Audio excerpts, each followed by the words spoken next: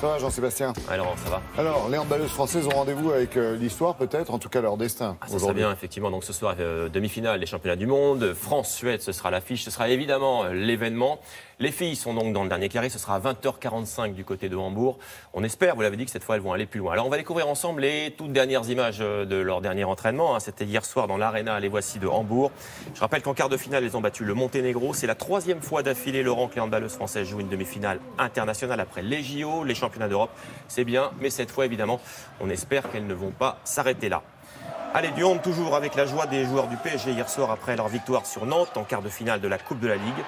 Les Parisiens ont validé leur ticket pour les demi-finales. 2 buts d'écart seulement à l'arrivée, 35-33. Le PSG jouera donc le Final Four les 17 et 18 mars prochains. Allez, du rugby à présent avec la victoire de Pau sur Agen. Ça, c'est du challenge européen. Alors, le terrain, vous voyez, il est bien gras. Il avait beaucoup plu hier soir. Les Palois à hauteur de 4 essais, dont celui-ci signé Dougal. Ils ont enregistré leur 4e victoire en 4 matchs. Le score, je vous le donne, 26-12. Pau a un pied en quart de finale du challenge européen. Agen est éliminé.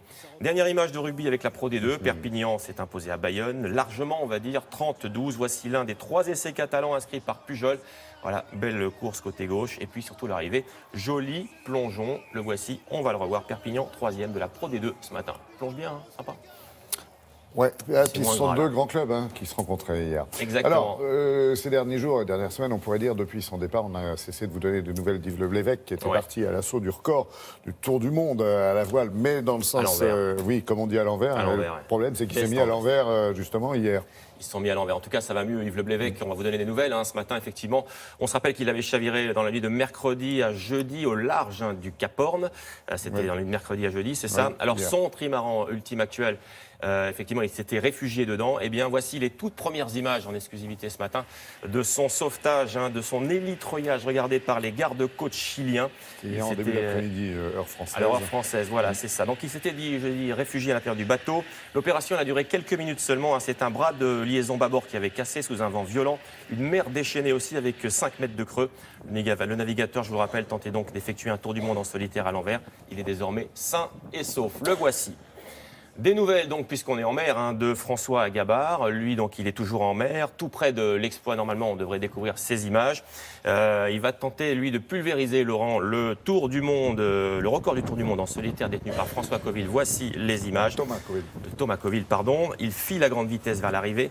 Sur son maxi trimaran, il a dépassé les Açores. Hier, en fin d'après-midi, il navigue à plus de 25 nœuds de moyenne, direction l'île d'Ouessant, maintenant, qu'il devrait atteindre. Alors, on ne sait pas trop, samedi soir ou dimanche matin, ça dépend de la météo, on verra bien. Sous la barre des 45 jours? Absolument, il devrait passer sous la barre des 45 jours. Ce qui est sûr, c'est qu'il va battre ce record de Thomas Coville qui datait de 2016, de 49 jours. Recours sur terre avec du biathlon, la Coupe du Monde qui faisait étape au Grand Bornand. Avec les femmes hier en sprint, première française, Justine Breza, la voici, elle termine 8e.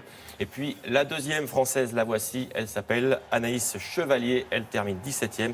C'est la Slovaque Kuzmina qui l'a emporté. Chez les hommes, on attend Martin Fourcade, ça sera tout le week-end, samedi et dimanche. Bon, c'est bien, il y a de la neige au Grand Bornand. Il y a de la neige partout dans les Alpes. Des images un peu insolites, on va dire.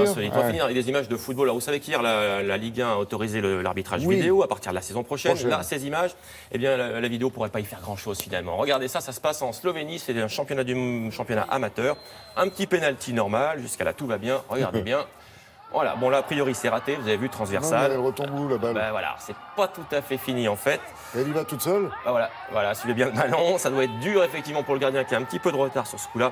En tout cas, la séquence, je peux vous dire qu'elle fait fureur sur les réseaux sociaux. Surprise. Et il y a but, je vous assure, il y a but. Allez, dernière image, on prend l'altitude. Je vous emmène au-dessus du massif du Grand Combin. C'est en Suisse, qui culmine à 4314 mètres. Avec cette femme oiseau là qu'on voit là avec son wingsuit, elle s'appelle Géraldine Fasnac. Et elle a réalisé une première.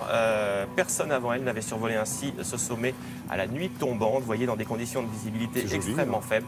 Plus de 180 km/h quand même. Et puis c'est joli parce que son aile, elle est lumineuse. La voici. C'est joli ces images de nuit comme ça. Rien, on descend, on tombe à plus de 200. Exactement. Voilà. C'est magnifique. Voilà. Merci, c'était un cadeau. C'est gentil.